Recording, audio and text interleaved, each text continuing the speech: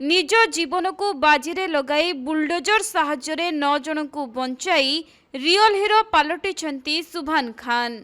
तेबे हीरो माने सबु बेले क्याप पिंधंती नाही, बेले बेले रियल हीरो बुलडोजर मध्य चलांती।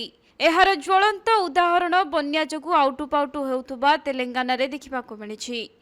वास्तव जीवन में प्रकृत हीरो साजिछंती हरियाणार सुभान खान।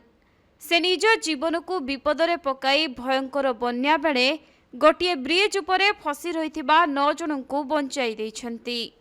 मिलिथिबा सूचना अनुसार तेलंगानार खमाम जिल्ला रे थिबा मुन्नेरु नदी उपरे रहिथिबा प्रकाश नगर ब्रिज रे 9 जन लोक फसी जाइथिले।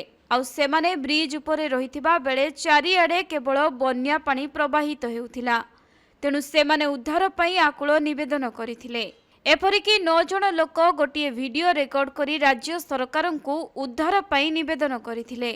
खबर मिलिबा परे राज्य सरकार हेलिकॉप्टर पठाइथिले, किंतु पाग खराब थिबारु ब्रिज निकटरे पहुंची पारि नथिला हेलिकॉप्टर।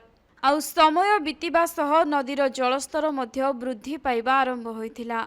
ब्रिज उपरे रहिथिबा 9 जन लोक केवल उद्धार पई आकुल चित्कार करुथिले। कौनसी सहायता न मिलिबारु सुभान खान निजर बुलडोजर धरी ब्रिज उपरे फसी रहिथिबा लोकंकु उद्धार करबाकू निष्पत्ति नेथिले। सेतेबेले अनेक लोक तांकू न जिबा पई परामर्श देइथिले आउ तांकू अटकाइथिले। हेले से निज जीवन प्रति विपद थिपा जानि मध्य सेमानंकु उद्धार करबा पई बाहरी पड़िथिले।